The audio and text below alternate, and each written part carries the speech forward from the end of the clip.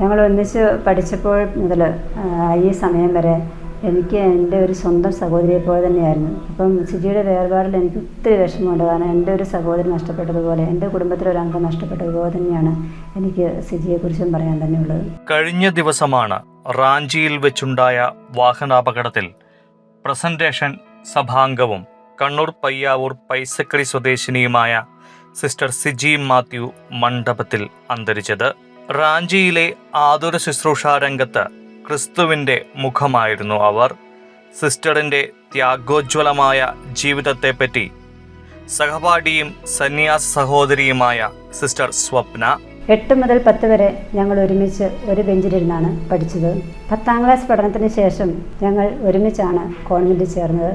First പ്രൊഫഷന് ശേഷം പഞ്ചാബിൽ ജലന്ധർ രൂപതയിൽ നേഴ്സിംഗ് പഠനം, അതിനുശേഷം ഇറ്റലി, ഗുജറാത്ത്, ആഫ്രിക്ക, ജാർഖണ്ഡ് എന്നിവിടങ്ങളിൽ സേവനമനുഷ്ഠിച്ചു.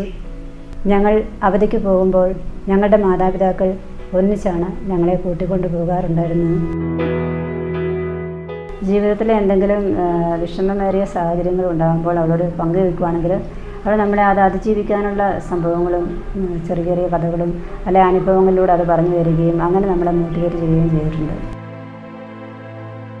ആരെപ്പറ്റി ഒന്നും പറയല, ഒരു കുറ്റവും പറയല. നല്ല ശാന്തശീലയും നല്ല എളിമയുള്ളവൾ, എല്ലാവരെയും വിശാലമായി സ്നേഹിക്കുന്ന പ്രകൃതം. തൻ്റെ ജീവിതത്തിൻ്റെ ഏതാണ്ട് 3/4 ഭാഗത്തോളം മിഷനിലായിരിക്കുകയും സഭയ്ക്ക് വേണ്ടി പ്രവർത്തിക്കുകയും. സിജി തൻ്റെ സ്വന്തം ഇഷ്ടപ്രകാരം തന്നെയാണ് പോയത്.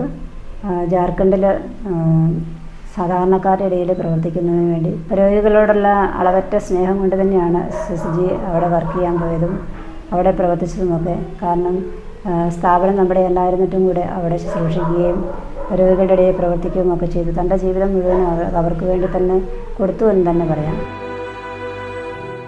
ഈസ്റ്റർ ദിനത്തിലാണ് സിജിയുടെ വേർപാട് നമ്മൾ അറിയുന്നത്. കർത്താവ് മരിച്ചു ഉയർത്തെഴുന്നേറ്റ ദിവസം, ആ പ്രത്യേകതയുള്ള ദിവസം തന്നെ സിജിനെ ഈശോ വിളിച്ചുകൊണ്ട് പോവുകയാണ്. അപ്പോൾ തീർച്ചയായിട്ടും മഹത്വപ്പെടുത്താൻ തന്നെയാണ് സിജിനെ ഞങ്ങളുടെ കോൺഗ്രസിനായിട്ട് അയച്ചതും വിളിച്ചതും എന്ന് ഞാൻ ഉറച്ചു വിശ്വസിക്കുകയാണ്. ശരിക്കും പറയുവാണെങ്കിൽ ഇതൊരു മരണമല്ല, ജനനം തന്നെയാണെന്ന് പറയാം. ഞങ്ങൾക്കൊരു വിശുദ്ധ സ്വർഗത്തിൽ ജനിച്ചിരിക്കുന്നു.